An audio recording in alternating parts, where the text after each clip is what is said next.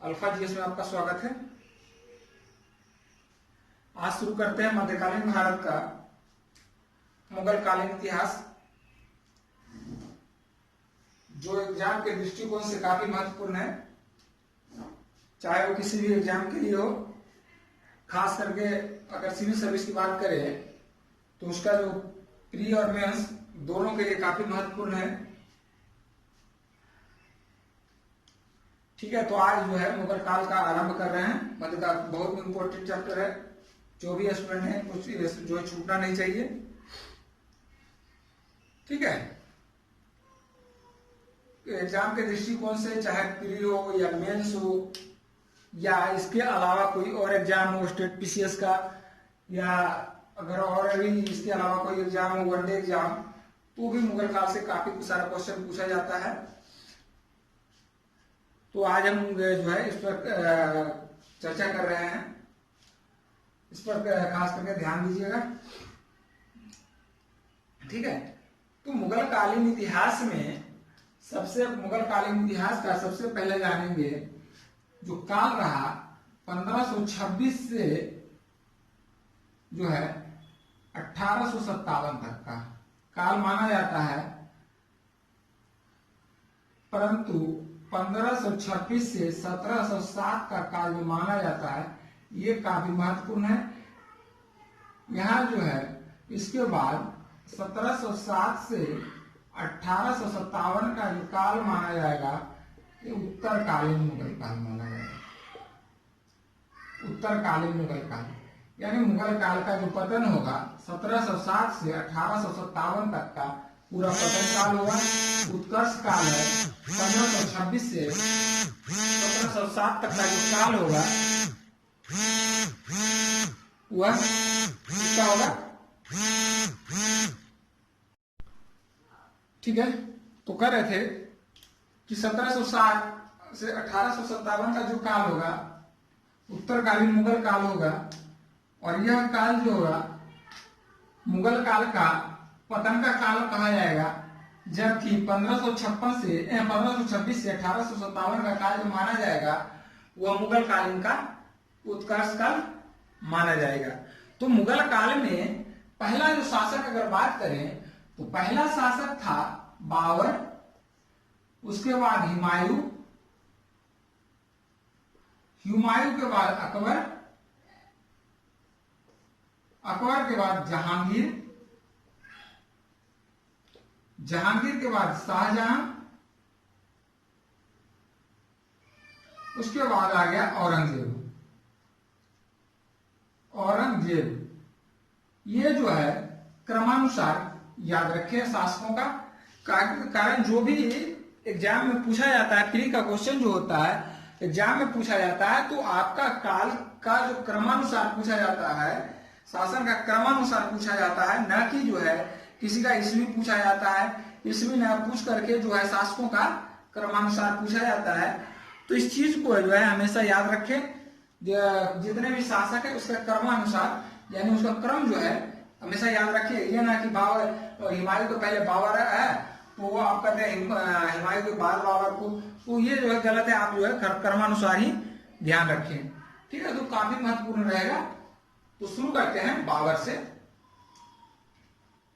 मुगल काल में बाबर से आरंभ करते हैं। बाबर से आरंभ करते हैं तो कहा जाए 15वीं सदी में। बाबर से जब आरंभ करेंगे तो बाबर तो डायरेक्ट इंडिया में नहीं आया था, इंडिया से बाहर का था बाबर।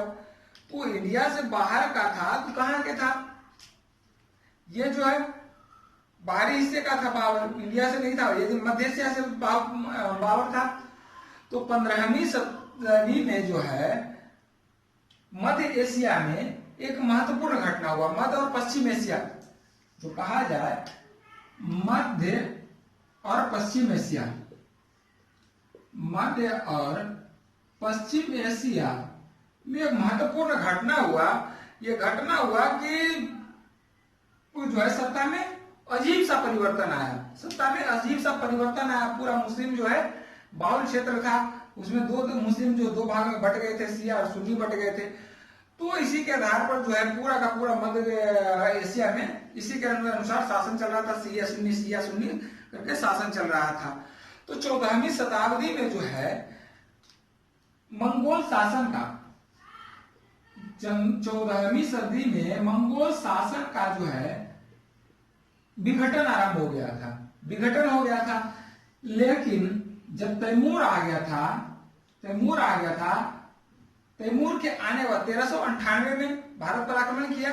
जब तैमूर आ गया था तो तुरान और ईरान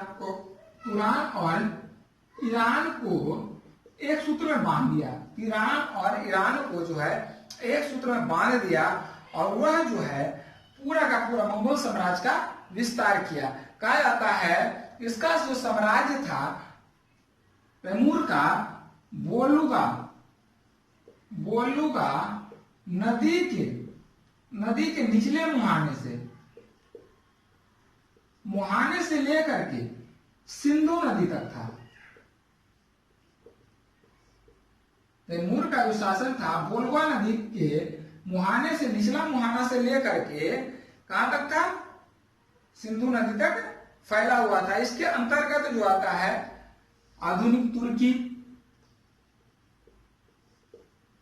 ईरान, ट्रांसऑक्सियाना आदि क्षेत्र जो है किसके, तैमूर के मंगोल साम्राज्य के अंतर्गत आता था। सिंधु नदी में अगर कहा जाए तो पंजाब का कुछ हिस्सा पर जो है तैमूर का शासन चल रहा था। ठीक है, तैमूर का शासन चल रहा था। तैमूर जो है, तैमूर साहित्य एवं कला को आश्रय दिया। साहित्य एवं कला का बढ़ावा देने के लिए जो है अपने दरबार में उसके अनुयायियों को, उसके पोषक को क्या दिया, आश्रय प्रदान किया। फलतः जो है इसकी राजधानी समरकंद तथा हेरात क्या बन गया, कला का केंद्र बन गया था, ठीक है। तो इस तरह से जो है तैमूर साम्राज्य पूरा का पूरा विस्तार हो गया था।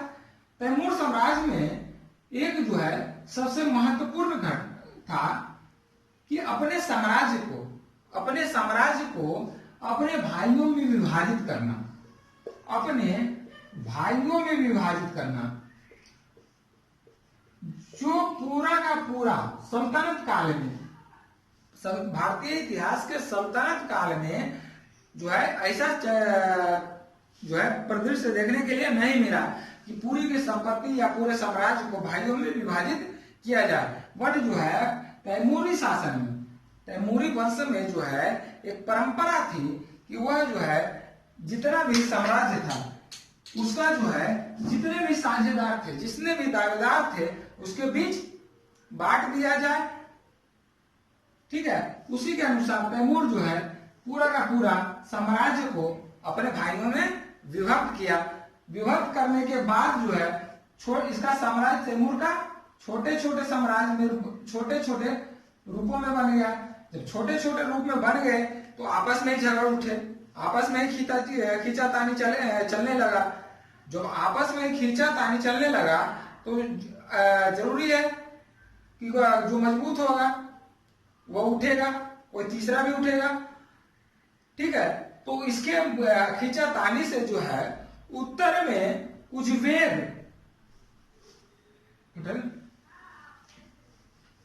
खींचातानी से उत्तर में उज्बेक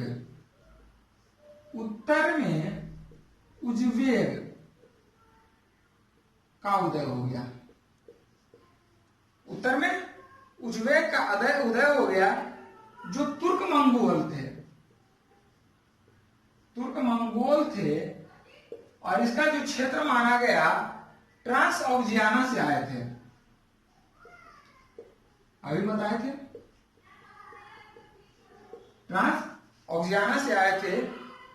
ठीक है, ये लोग जो मुसलमान लोग थे, ये तुर्क जो लोग थे, तुर्क मंगोल, ये मुसलमान बन गए। मुसलमान पहले नहीं थे, ये मुसलमान परिणत हो गए। लेकिन जो है तैमूरी वंश के लोग इसको महत्व नहीं देता था, इसको नीची निगाह से देखता था। ठीक है, परिणाम स्वरूप जो है, जब इसको नीची निगाह से देखता था, इसके परिणाम स्वरूप पश्चिम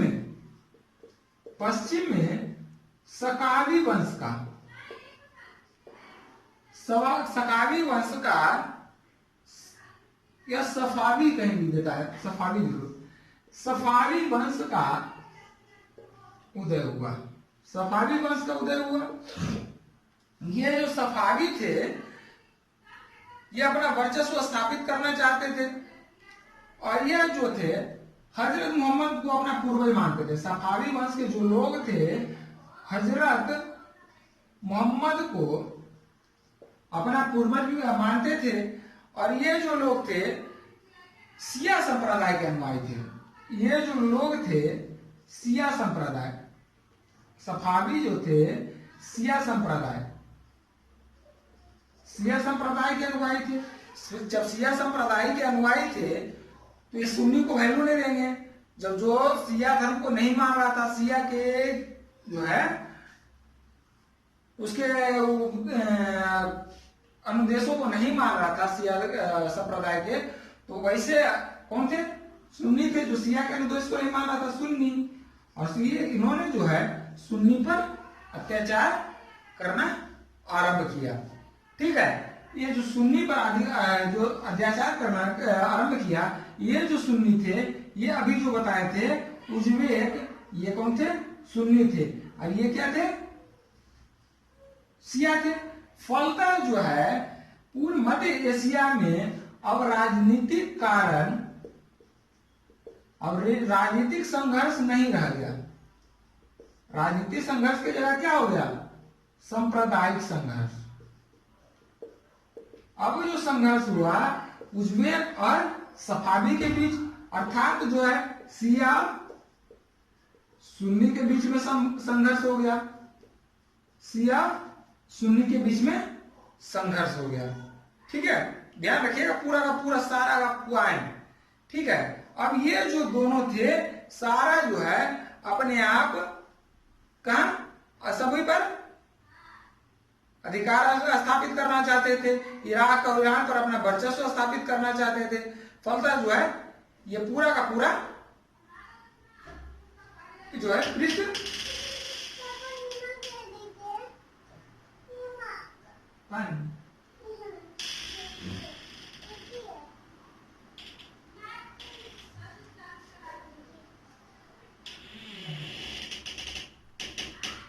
पूरा का पूरा जो है सांप्रदायिक संघर्ष बनने के कारण शिया सुन्नी में वह संघर्ष आरंभ हो गया। इसके अलावा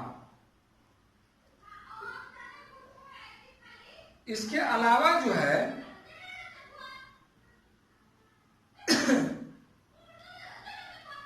इसके अलावा उस्मानिया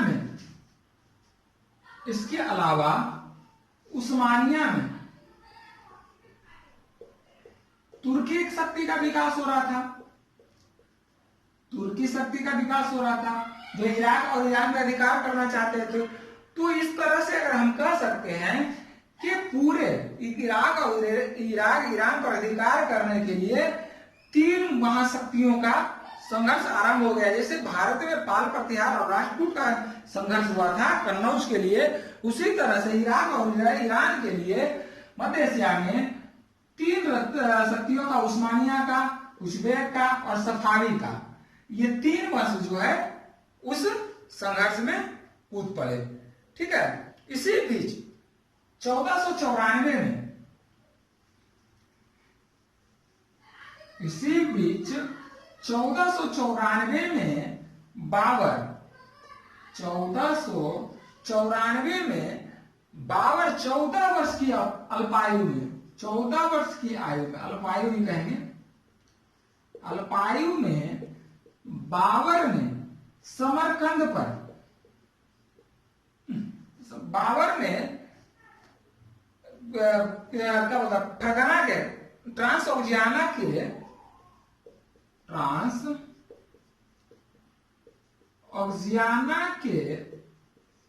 फरगना नामक छोटे से राज्य की गद्दी पर बैठा। ठीक है, फ्रांस जो है फरगना नामक छोटे से राज्य की गद्दी पर बैठा, और गद्दी पर बैठने के साथ साथ इसने अपने चाचा से, बाबर अपने चाचा से, अभी बताए थे तो जितना होता है, चाचा से जो है समरकंद को छीन लिया, समरकंद को छीन लिया, यानी समरकंद को अपने कब्जे में कर लिया। लेकिन जो है समरकंद को जो है कब्जा में करता था, कब्जा में करने के साथ साथ ही जो है फिर उसका चाचा अधिकार कर लेता था। तो बहुत कम समय के लिए ये जो है समरकंद उसके कब्जा में रहता था। इसने जो है दो बार समरकंद पर कब्जा किया। पहला बार जो है समरकंद कब्जा किया, लेकिन चाचा जो है उससे छीन लिया, उसका चाचा जो है उससे छीन लिया। दूसरा बार जो है दूसरा बार कब्जा किया तो उज्बेक का सरदार, उज्बेक शासक सैफानी खान या सैवानी खान, उज्बेक शासक जो था सैवानी खान के सहयोग से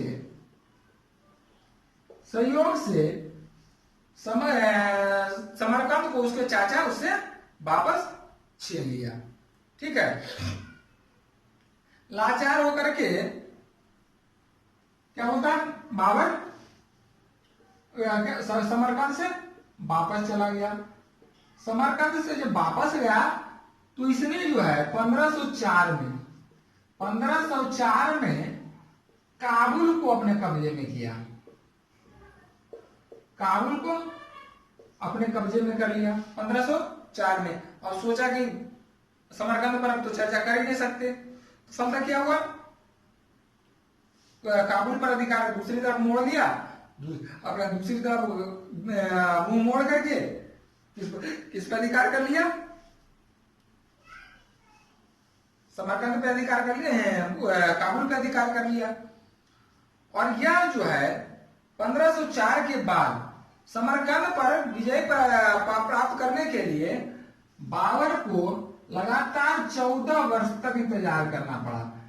फिर एक बार 1418 ईस्वी में बाबर समरकंद पर अधिकार कर लिया, लेकिन पुनः बाबर से वह समरकंद जो है हाथ से निकल गया।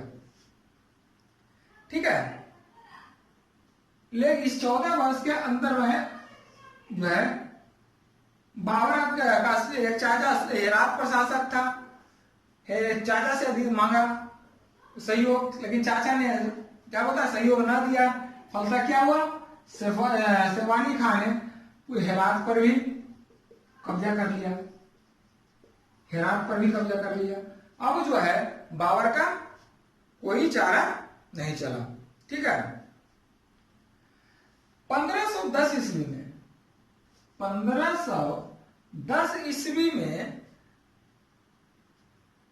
ईरानी शासक शाह इस्माइल, ईरानी शासक जो था, ईरानी शासक शाह इस्माइल,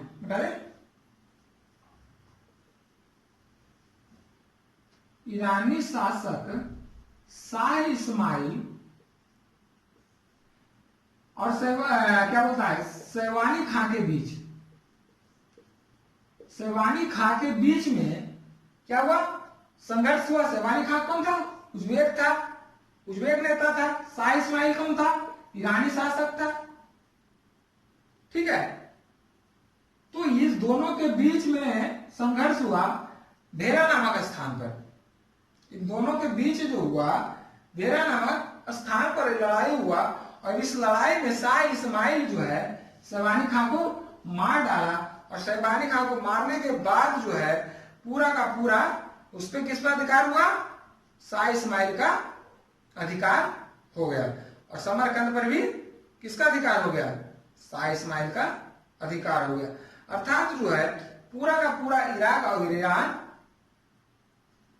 क्या हो गया? इससे स्वतंत्र हो गया। फलतः बाबर जो है अब बाबर सोचा कि अब हम पुनः समरकंद पर अधिकार करना चाहे, तो बाबर जो है ईरानी शासक के सहयोग से समरकंद पर अभी जो बताए थे 1418 में 1518 में क्या बोलता है? अधिकार कर लिया समरकंद पर। लेकिन बाबर जो है क्षुब्ध था।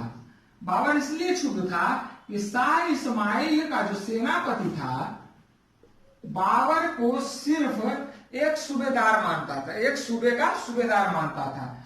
वह जो है उसे जो है स्वतंत्र शासक का दर्जा नहीं देता था। इसलिए जो है बाबर उससे क्षुब्ध था। इसी बीच क्या हुआ कि समरकंद पर जीतने के बाद जो है शाह इस्माइल की लड़ाई उस्मानिया के सुल्तान से हुआ। उस्मानिया के जब सुल्तान से हुआ तो उसमें शाह इस्माइल को हारना पड़ा। फलतः बाबर पुनः समरकंद से निकल गया, यानी बाबर को पुनः समरकंद से क्या बोलता है? खदेड़ दिया गया। अब जो है पूरा का पूरा समरकंद यानी ट्रांसऑक्सियाना, पूरा का पूरा ट्रांसऑक्सियाना उस्मानिया के अंदर में आ गया। उस्मानिया के अंदर में आ गया। अब ना तो यहां से वाणी वंश का शासक था, ना ही यह सफावी वंश का शासक था, और ना ही इसमें है उज्बेकों का शासन रह गया। अब किस पर आ गया? उस्मानिया का अधिकार हो गया। अर्थात जब कहते हैं पाल प्रतिहार राष्ट्रकूट हुआ था, किसका हुआ था? राष्ट्रकूट का हुआ था। तो इसमें क्या हुआ? उस्मानिया का अधिकार हो गया। अब इसके अंत में अब जो है बाबर के पास कोई चारा नहीं रहा, क्योंकि अब जो है बाबर के पास सिर्फ काबुल था, जिस पर जो है 1504 में अधिकार किया था। बाबर के पास अब कोई चारा नहीं था। जब बाबर के पास अब कोई चारा नहीं था तो बाबर जो है भारत विजय की सोची। तो बाबर अपने बाबरनामा में कहता है कि जब 1504 में बाबर अपने बाबरनामा में लिखता है कि 1504 में जब मैं अधिकार किया था काबुल पर, उस समय से लेकर के पानीपत का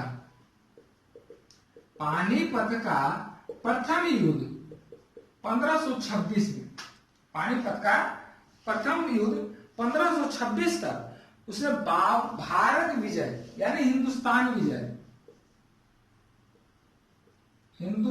विजय का सपना नहीं छोड़ा। यानी जो है प्रत्येक दिन वही देखता था कि हिंदुस्तान को कैसे जीता जाए। ठीक है।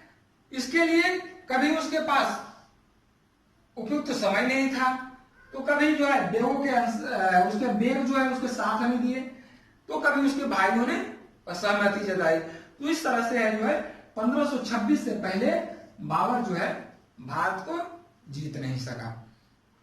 तो भारत पर आक्रमण करने का कोई कारण होगा बाबर का, तो कारण क्या हो सकता है? तो भारत पर आक्रमण करने का पहला कारण, बाबर का भारत पर आक्रमण करने का पहला कारण क्या हो सकता है? भारत जो है उस समय धनाढ्य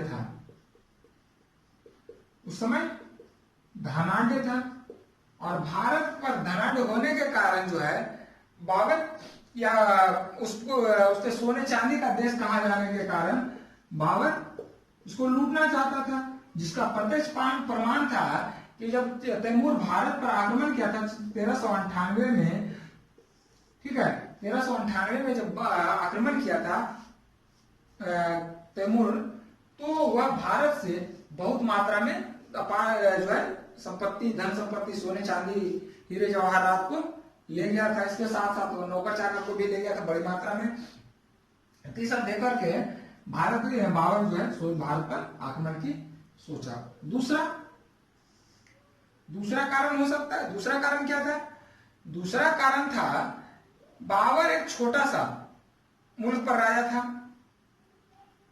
बाबर के कब्जे में मात्र उसका छोटा सा कारण था। बाबर का कब्जा में मात्र काबुल था, ठीक है, जिसे मालूम ही आमदनी क्या थी? आमदनी बहुत कम था। आमदनी बहुत कम होने के कारण खर्चा उसका ज्यादा था, जिससे क्या होता है उसकी अपने सेना की जरूरतों को भी पूरा नहीं कर पाता था। सेना की जरूरतों को भी पूरा नहीं कर पाता था। इसके अलावा उसका क्या बोलता है, प्रदेश का देखभाल करना, बेवों का जो है देखभाल करना, बेव मतलब सरदार जो उसका था, सेनापति था, देखभाल करना। इसके साथ साथ ही उसके नाते रिश्तेदार या उसके कहे कि अपने उसके परिवार को इस इत्यादि देखने के लिए उसके पास जो है पर्याप्त धन नहीं था। अर्थात जो है अपने धन के अभाव में ही भारत का ख्याति सुना था कि भारत में जो है असीमित धन है, उसके पास भारत में बहुत सारा धन है। तो इसका जो है भारत पर आक्रमण करने के बाद जो इसकी गरीबी दूर हो सकता था, धन का अभाव जो है बाबर का दूर हो सकता था। इसलिए बाबर जो है आक्रमण करने की सोचा, ठीक है। उसके अलावा अगर तीसरा कारण कहा जाए तो भारत जो है भारत पर तीसरा कारण जो है भारत पर आक्रमण करने का, तो उज्बेक के डर से, उज्बेकों के डर से जो है आक्रमण के समय, उज्बेक के आक्रमण के समय छुपने के लिए भारत से बेहतरीन जगह कोई नहीं था। भारत से उसको उज्बेक से के आक्रमण के समय भारत से ज्यादा उपयुक्त जगह कोई नहीं था छुपने के लिए। तो इस उद्देश्य से जो है भारत पर आक्रमण करना चाहा। अर्थात जो है एक आक्रमणकारी की तरह ही बाबर अपना उद्देश्य पूर्ति के लिए भारत पर आक्रमण करना चाहता था, हिंदुस्तान पर आक्रमण करना चाहता था और यहां से धन संपत्ति को लूट करके अपना काबू ले जाना चाहता था, जिससे उसके आर्थिक स्थिति में सुधार आ सके, ठीक है। तो ये जो है आक्रमण का कारण रहा। अब इधर देखिए भारत में क्या था, ये तो बाबर का था। अब भारत में था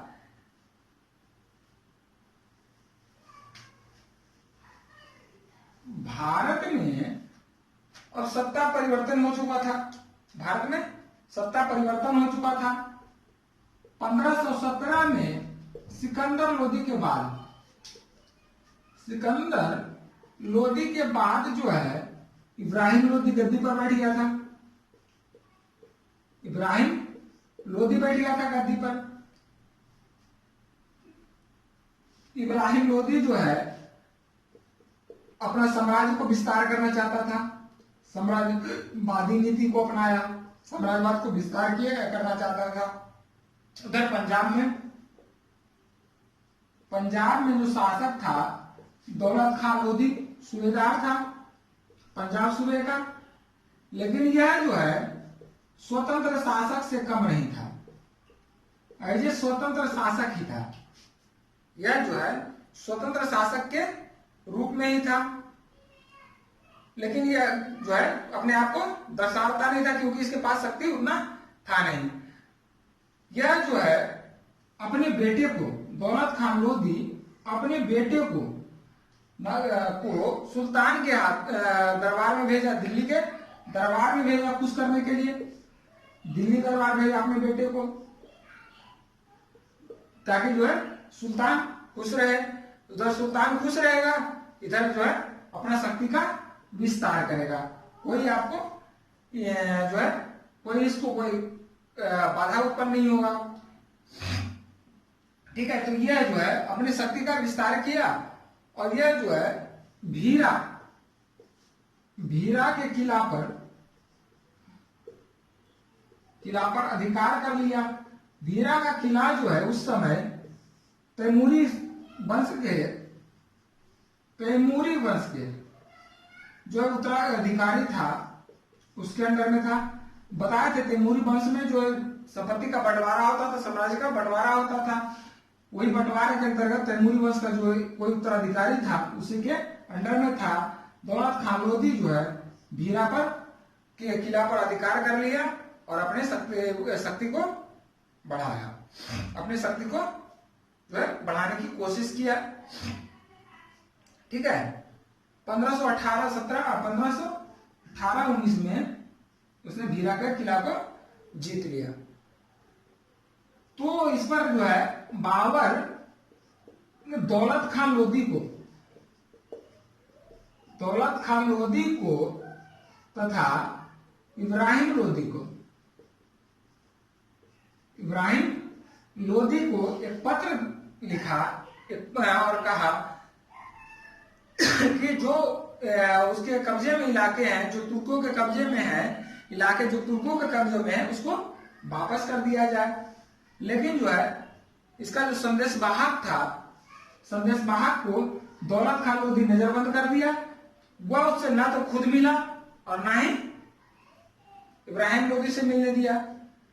जब लास्ट में बाबर वापस चला गया, भीरा से वापस चला गया, तो क्या हुआ, दौलत खान लोधी उसके जो राजदूत था उसको छोड़ दिया।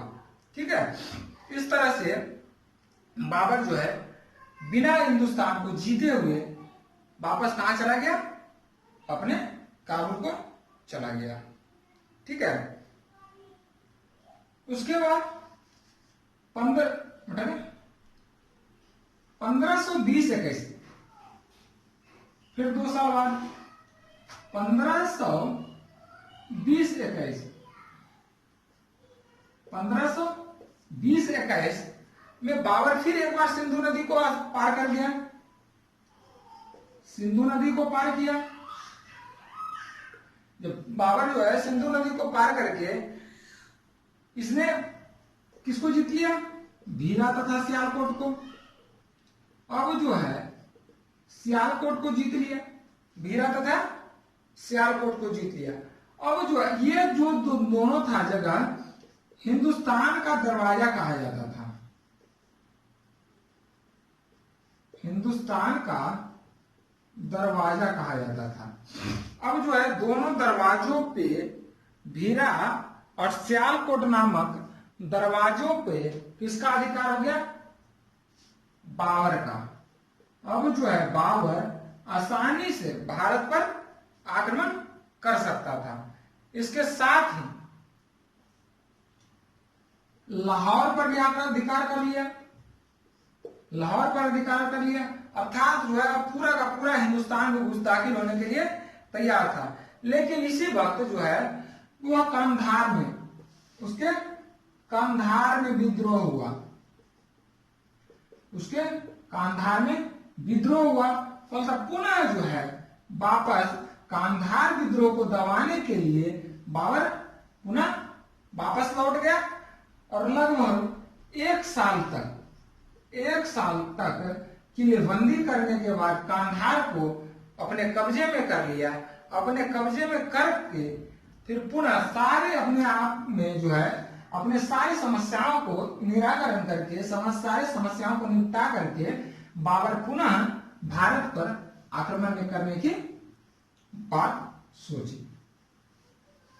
बाबर जो है आक्रमण करने की बात सोची। अब इसी बीच संयोग कहा जाए, इसी बीच जो है दौलत खान लोधी जो है अपने बेटे दिलावर खान के नेतृत्व में एक दूत मंडल बाबर के दरबार में भेजा। एक दूत मंडल जो है बाबर के दरबार में भेजा, जहां जो है दिलावर खान कहा भारत बाबर, आप जो है भारत पर आक्रमण करो और भारत पर आक्रमण करके इब्राहिम लोदी को हटा दो, अपदस्थ कर दो। क्योंकि क्या है, अपदस्थ क्यों कर दो? क्योंकि यह जो है अत्याचारी शासक है, अत्याचारी शासक है। और यह क्या है, अत्याचारी के साथ साथ जो है किसी भी अमीरों का जो है इसे सहयोग प्राप्त नहीं है, इसे सहयोग प्राप्त नहीं है। फलतः जो है आप आसानी से दिल्ली पर कब्जा करके इब्राहिम लोदी को हटा दोगे। फलतः कब है, दौलत खान लोदी वहां का शासक बन जाएगा। ठीक है, तो इस उद्देश्य से जो है दौलत खान लोदी बाबर को आमंत्रित किया। एक संयोग और देखें, इसी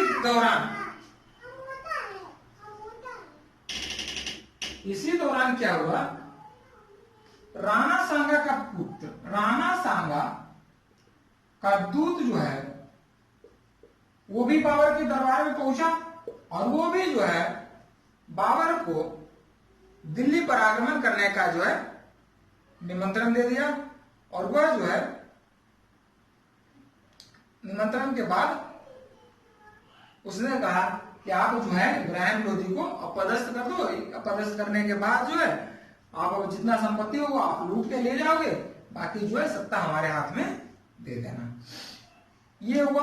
अब जो है बाबर के दिमाग में एक बात आया, बाबर सोचा कि जो है पूरा हिंदुस्तान जीते या ना जीते, पंजाब जो है पूरा पंजाब उसके कब्जे में होगा, पूरा पंजाब जो है उसके कब्जे में होगा। बाबर जो है पूरा का पूरा अस्त व्यस्त हो गया। मतलब जो है अब जो है बाबर को पूरा विश्वास हो गया कि पंजाब जो है उसके अंडर में ही होगा, पंजाब पर वह जो है अधिकार कर ही लेगा। अब इससे बढ़िया मौका नहीं आ सकता। फलतः 1525 में बाबर आक्रमण किया और बाबर जो है 1525 में पेशावर तक आ गया। तो जब बाबर पेशावर आ गया तो दौलत खां पलटी मारा, दौलत खां पलटी मारा, दौलत खां पाला बदल लिया। पाला बदल के यह जो है 30,000 सैनिक को लेकर के सियालकोट पहुंच गया। 30,000 सैनिक लेकर के सियालकोट पहुंच गया। बाबर जो है सिंधु नदी के रास्ते 12,000 लोगों के साथ आया था, 12,000 लोगों के साथ आया था। ये जो है 30,000 सैनिक। लेकिन जो है जैसे ही बाबर की सेना सियालकोट पहुंचा, इसके 30,000 सैनिक तितर बितर हो गए और पूरा का पूरा जब बाबर जो है आक्रमण किया तो पूरे 3 हफ्ते में पूरे पंजाब का मालिक बन गया। बाबर जो है मात्र 3 हफ्ते में पूरे का पंजाब का मालिक बन बैठा। अर्थात जो है बाबर के लिए सबसे महत्वपूर्ण, सबसे उपयोगी, सबसे जो है क्या होता है फायदेमंद आक्रमण साबित हुआ। ठीक है, ये जो है दौलत खान लोदी था, इसको जो है क्षमादान दे दिया, क्षमा मांगा तो क्षमादान दे दिया। क्योंकि जो है दौलत खान लोदी भी क्या था, सुन्नी संप्रदाय का था, बाबर भी सुन्नी संप्रदाय का था, माफी दे दिया, चलो जी माफ हो गया। अब जो है बाबर आक्रमण करने की, दिल्ली पर आक्रमण करने की सोचा। पानीपत का प्रथम युद्ध हुआ, पानीपत का प्रथम युद्ध बाबर तो जीत लिया। तो पानीपत का प्रथम युद्ध 20 अप्रैल 1526 में। अब इसको देखते हैं। बाबर तो पंजाब तक जीत गया। अब जो है बाबर दिल्ली के सुल्तान दिल्ली के सुल्तान इब्राहिम लोदी को टक्कर देना चाहता था। इब्राहिम लोदी को टक्कर देना चाहता था। ये जो है बाबर कितने आदमी के साथ आया था? 12,000 आदमी के साथ आया था। लेकिन पंजाब को जीतते जीतते इसके पास सैनिकों की संख्या 80,000 तक पहुंच गया। 80,000 तक पहुंच गया, क्योंकि जीत करके यह जो है लगभग इसके पास 80,000 सैनिक हो गई थी। सैनिक व्यवस्था को बढ़ाते बढ़ाते, क्योंकि इसके पास जो है धन संपत्ति भी बढ़ा रहा था। जब धन संपत्ति बढ़ा रहा था, राज को आगे जीतना था, तो इसने सैनिकों की भर्ती भी कर दिया। और जो जीते हुए प्रदेश से थे उसके जो सैनिक था उसका भी उपयोग कर रहा था। इधर इब्राहिम लोदी अपने 1 लाख सैनिक और 1,000 हाथी सैनिक को पानीपत की मैदान में भेजा। पानीपत के मैदान में भेजा। बाबर के पास 80,000 था सैनिक। तो बाबर जो है इसमें बाबर के पास जितने भी सैनिक थे वो लड़ाकू सैनिक थे। और इसमें जो थे 1 लाख सैनिक में, इसमें ज्यादातर दास थे। इसको लड़ाई से कोई मतलब नहीं था। ज्यादातर दास थे, नौकर चाकर थे, तो लड़ाई से बहुत कम रिलेटेड थे। लेकिन संख्या किसकी थी? इब्राहिम लोदी की संख्या ज्यादा थी, सैनिकों की संख्या ज्यादा थी। तो बाबर जो है इसमें उस्मानिया, इसमें जो है एक पद्धति का जो है प्रयोग किया था।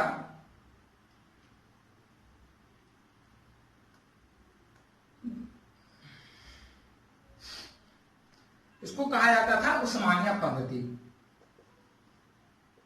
उस्मानिया पद्धति।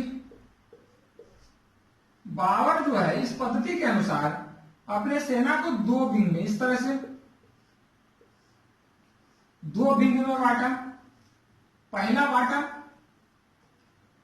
ये जो कुछ सैनिक को जो था, पानीपत में मकान थे, मकान में आराम करने को दे दिया, आराम करो। दूसरा जो था गड्ढे, जंगल आदि में शिफ्ट कर दिया। ठीक है, तो ये दो हाथों में विंग कर दिया, फर्स्ट विंग, और ये हो गया विंग। और ये जो बीच में बचा इधर लगा दिया तोप, इधर तोप लगा दिया।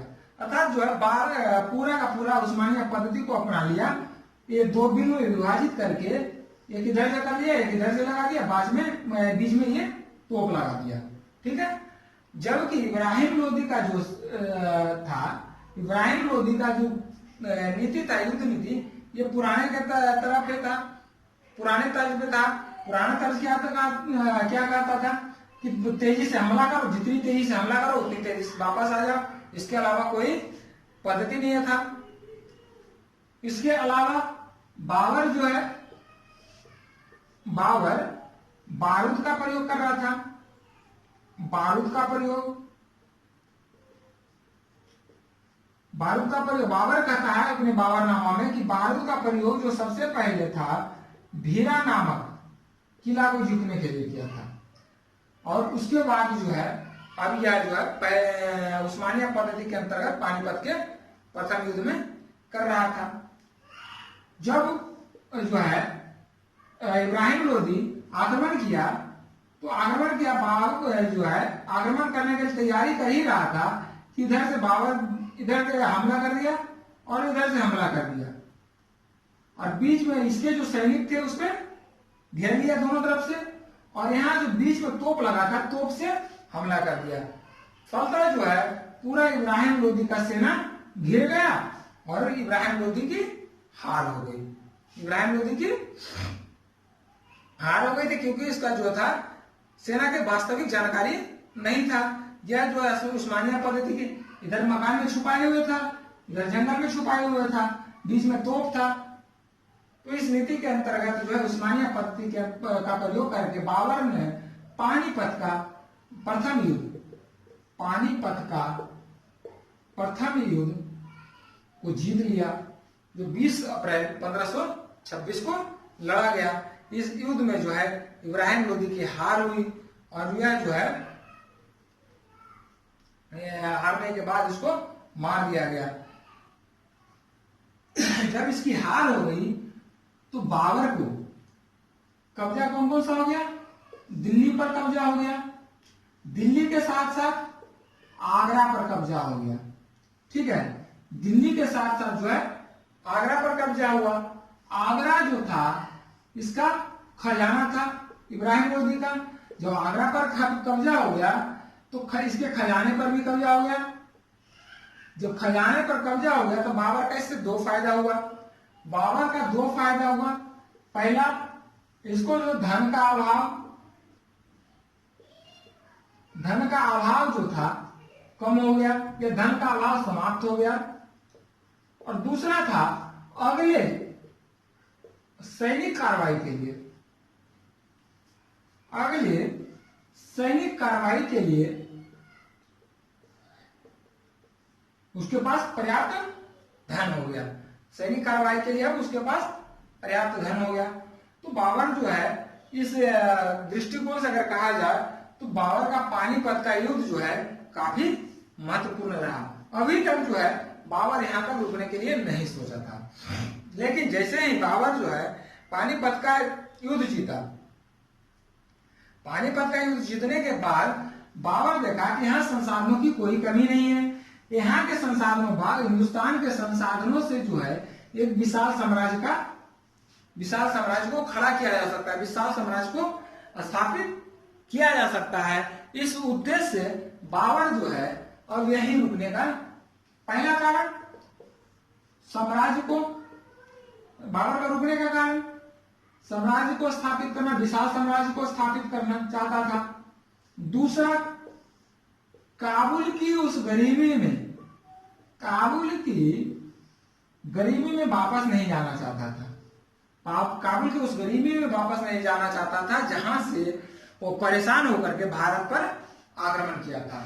ठीक है, तो बाबर उस गरीबी में वापस नहीं जाना चाहता था, इसलिए भारत में, हिंदुस्तान में एक साम्राज्य की स्थापना करने की सोची। लेकिन जो है इसके पीछे इसका भी जो था, इसमें भी समस्या था। इसमें समस्या था कि उसको जो बेग थे, सरदार थे तथा कुछ जो सैनिक थे, काबुल के सैनिक, वो वापस जाना चाहते थे।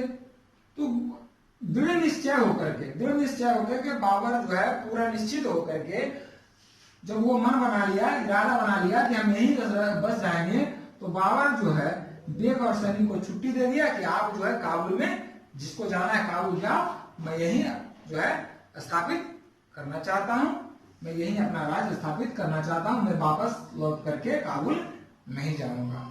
ठीक है, तो इस तरह से बाबर जो है भारत में 1526 में मुगल साम्राज्य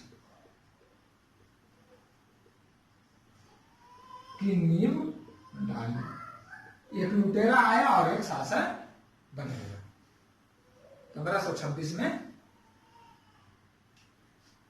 स्थापित कर लिया। अब जब बाबर मन बना लिया, बाबर जो है घोषणा कर दिया मैं यहीं रहूंगा, तो इससे जो है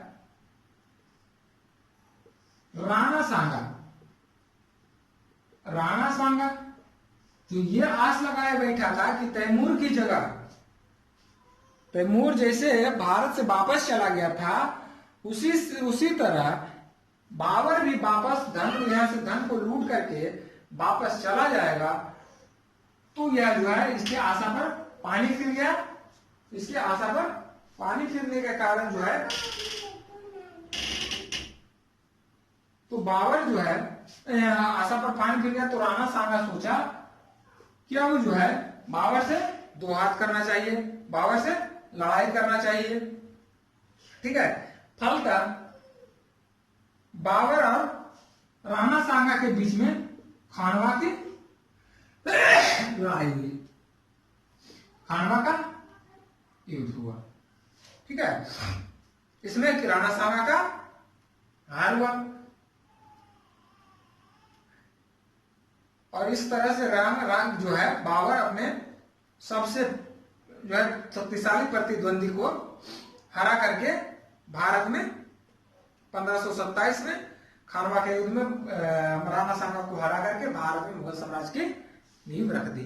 तो खानवा के साथ साथ जो है महत्वपूर्ण यही तक था, जो महत्वपूर्ण था वो मैंने आपको बता दिया। इसका क्वेश्चन जो है बनेगा कि बाबर का भारत विजय का युद्ध नीति का वर्णन करें या भारत विजय का वर्णन करें। क्वेश्चन इसका रहेगा, लिखिए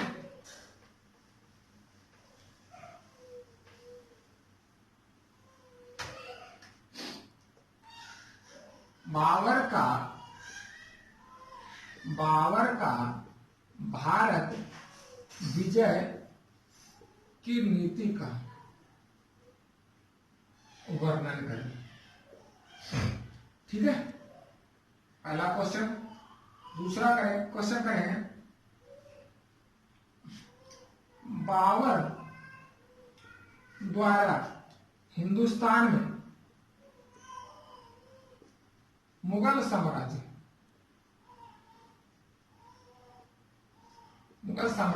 की स्थापना किस नीति के तहत हुआ?